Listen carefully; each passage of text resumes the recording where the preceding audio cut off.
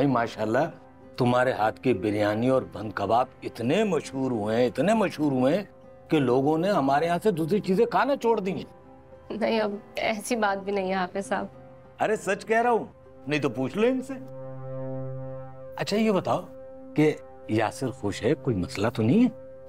बहुत, इतना खुश मैंने उसे पहले कभी नहीं देखा। अच्छा हाफिज साहब,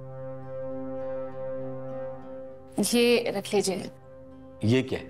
देखिए, यासिर के फीस के पैसे आप मेरी तनख्वाह से काटते रहे, मना मत कीजिएगा। नहीं नहीं, इसको तुम अभी अपने पास रखो, ये हिसाब हम बाद में करेंगे। वैसे भी मुझे लगता है कि अब तुम्हें होटल पे काम नहीं करना चाहिए।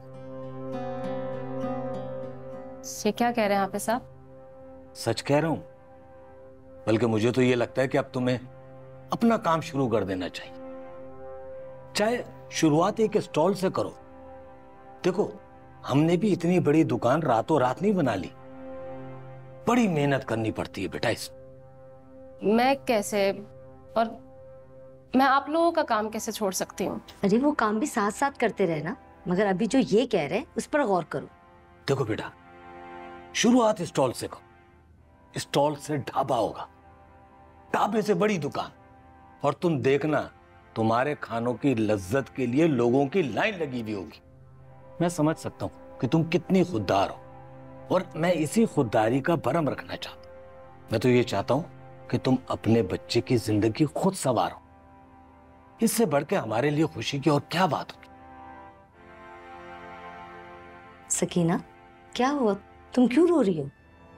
वलीद से शादी के बाद मैं शायद भूल ही गई थी कि इस दुनिया में आप जैसे अच्छे लोग भी हैं। उससे दूर होकर जिंदगी का जो नया रुख देखा है मैंने, वो इतना भयानक नहीं है जितना मैं समझती थी। तुम फिक्र मत करो, तुम्हें उसके पास जाने की जरूरत भी नहीं है। तुम और यासिर उसके बगैर भी खुश हो, और जो कुछ उस शख्स ने किया है ना, कभी सुकून में नहीं रह सकेगा।